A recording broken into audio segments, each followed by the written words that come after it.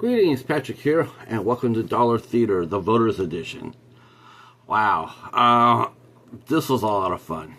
Of course, Dollar Theater is an ongoing series started by our good friend Hobbs from Hobbs War. I put a small twist to it, and it's still the same format of watching and reviewing movies that we've gotten for $1.25 or less. My twist is I let you guys pick the movie that me and the Cheetah watch and review.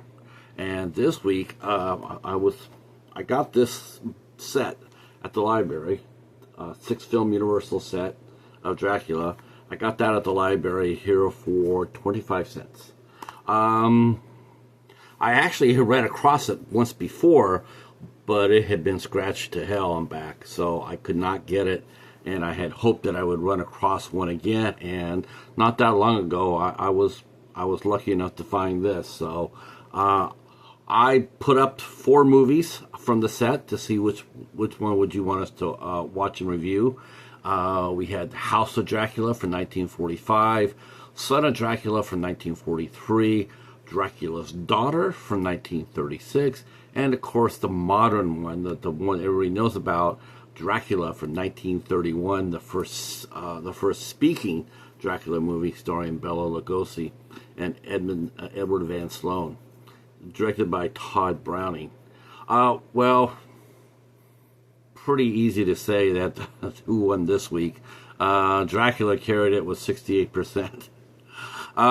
So of course, we have friends here.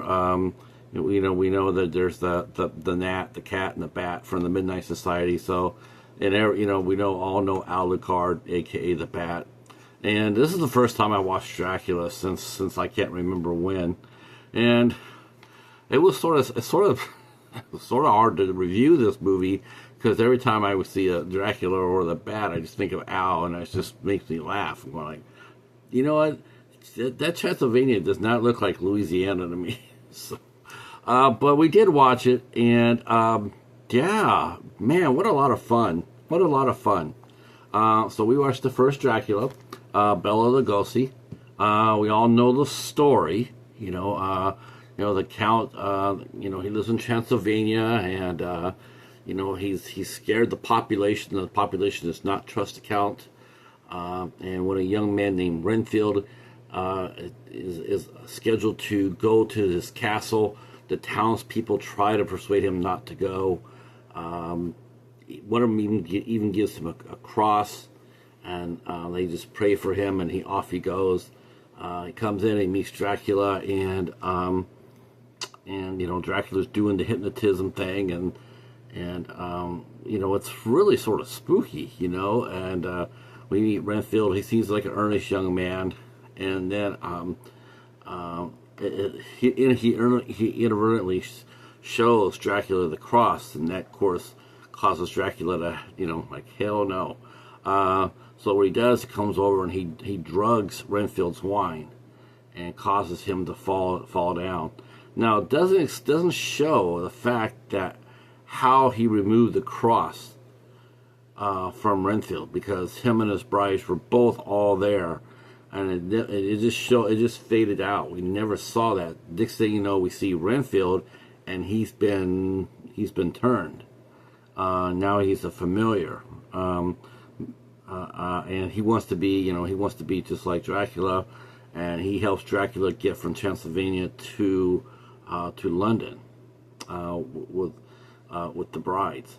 Now this is really interesting because that is pretty much it for the brides. We see them aboard the Vesta, and of course it's the same thing as we saw with the boat, the full crew, and the crew's been whittled down to the last man by Dracula during the voyage. But the brides are less, because he says he's only taken himself and 3 boxes, so we assume that's the brides, but we never see him after this. And of course, the Count, as soon as he hits London, he's hungry, so he picks up a meal to go, and then he's going to look for the doctor, because when they rode into the harbor, there was only one person left alive on the ship, and that was actually Renfield. And Renfield was stark raving mad. So he had to be locked up in a sanitarium. And he was a familiar. He was not turned as a vampire yet, but he thought he was. He would eat the small animals and bugs and stuff, whatever he could find, because he wanted to be like his master. Of course, Dracula, sees, he kills Lucy Weston. He sees Mina Harker, and he goes after her. And Dr. Van Helsing discovers who he really is.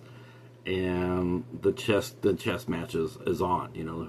Who's gonna get who first. And of course, we all know the answer to that. In fact, we still see it even through many books, including one of my favorite Dracula movies. Even though it wasn't called Dracula, but it's still called Van Helsing, which is an action-adventure film with Hugh Jackman and Richard Roxburgh. And I thought that was, I love that movie. I think that movie's badass. And it has a lot of lore. It has a big heart. And, yeah. I like this movie, too. Yeah, I mean, what a great way to introduce, the character. This is one of the very first talkies that came out. And Todd Browning was the director, though Todd Browning, he did not really have that successful of a career. He made two other movies besides after Dracula. Neither one did very well, and he pretty much was out of the motion picture business by the late 30s. Of course, we know about Bela Lugosi. He got horribly typecast, and after playing Dracula, he only played Dracula twice. Twice more. I think twice more after this. He played him in one other vampire movie, and he played in the Abbott and Costello meets Frankenstein movie, and that was it. But he had a hard time, and then he passed away at a relatively early age, too, as 56. Other cast members did not have a very happy ending as well. Some did, though. David Manners, who was in the film, he played Jonathan Harker. He lived up to 97. Now, one actor I have mentioned in another review, and I'll link that to this one, was Dwight Frye. He played Renfield. And he also played in a movie that we watched and reviewed called Dead Man Walk. And he was sensational. Honestly, I thought he stole the picture as Renfield. I mean, Dracula was cool, but Renfield, man, I mean, he really put effort into that, a manic effort, and his laugh. Oh, now that part right there, even if you're sitting there laughing at it, because, you're thinking about every time you see a bat, you're starting to think of Al the Card. But I gotta tell you that whenever he came on screen and then was starting to do his maniacal laugh, very effective. Even today, you watch that, and you will have shivers go up and down your spine, guaranteed.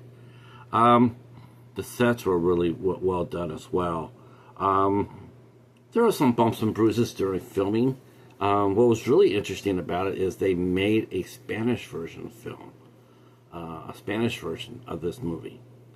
And so a lot of the Spanish movie was able to be more daring, including dialogue, including scenes where Lucy Weston's character was a much more bosom actress than the actress in the U.S. version, in the Universal one.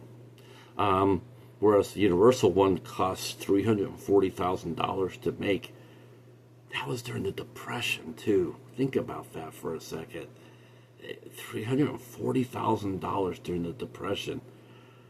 It was the only year that Universal posted a profit during was with Dracula. That was the only year they had it during the Depression. Otherwise, they broke even, or probably most likely not lost money. The Spanish version, on the other hand, was only made for $66,000, and the Spanish one is included into the set. I did not watch the Spanish version yet. I intend to do that. I think this is definitely still carries potency. You watch this and you really respect what they were doing back then. You know, Bram Stoker wrote the book in 1897.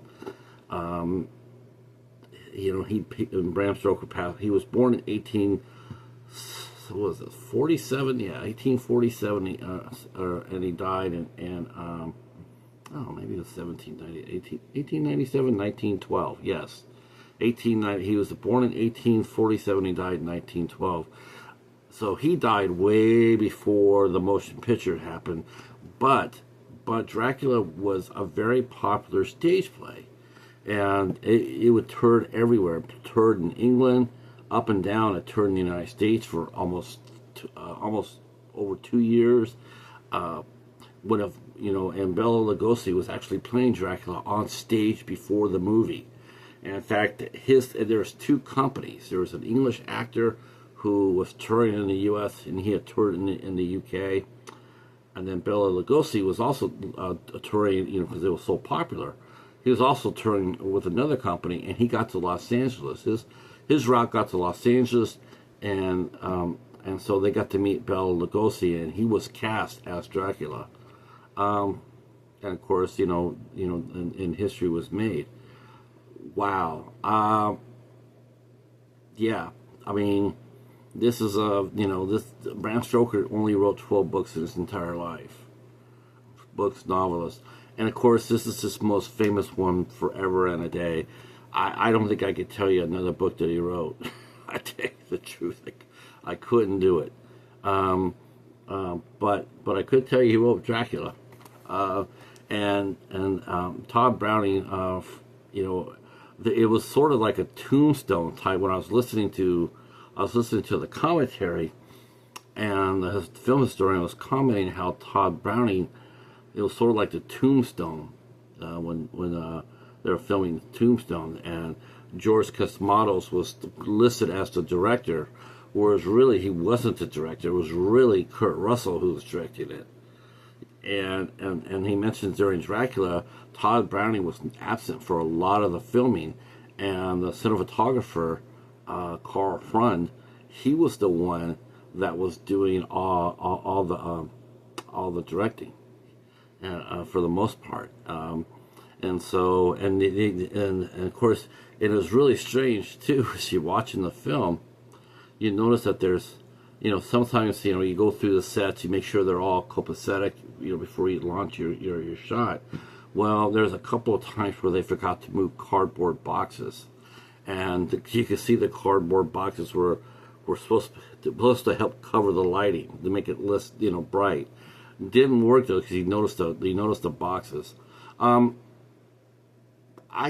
don't know what they used to pick up the sound with, but it's one of the best things about the film. I was amazed. I was like, I didn't know they had. I don't think they had microphones yet, as far as not even booms.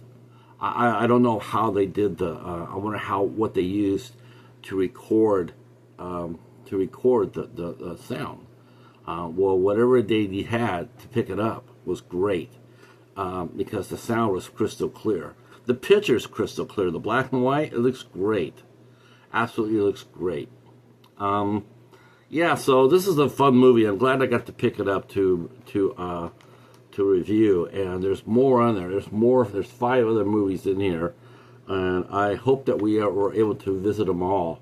I'll be bringing that back up for another round, and we can pick another Dracula movie to watch. All right, how many of you guys have Dracula 1931 in your collections?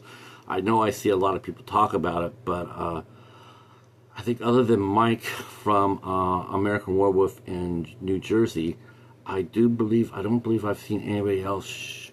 Maybe Al. Probably is Al. I don't sure if anybody's ever talked about the Dracula movie or this box set. But if anybody has, drop your thoughts on it in the comment section down below. Let me know what you think. All right, well, that'll be it. I'm going to go ahead and get another 4 movies. I got something up my sleeve this time. Meaning the Cheetah came up with it. we're going to have a little bit of fun. We're going to put out 4 genres. Not movies, but genres. And then have you pick the genres, and then we'll find the movie to watch and review. I have something up my sleeve I think you might really like, and if so, we'll come back and do it again. Of course, we have our other dollar theater reviews going on as well. Right now, this week we're Grown Ups is up there for if you want to take a look at Grown Ups. I know Adam Sandler's doing Happy Gilmore 2. So we did Grown Ups this week. Next Monday will be The Tomb, featuring another great horror writer, Edgar Allan Poe. So this week we're doing Bram Stoker, and then next week we're doing Edgar Allan Poe. Who says that we're not a horror channel here at Have Cheetah Will View? Thanks for watching. If you're new to the channel, pop the like button, hit the subscription button, and like I said before, please drop a comment. Helps the channel out, and we will see you. We'll see you soon. Peace.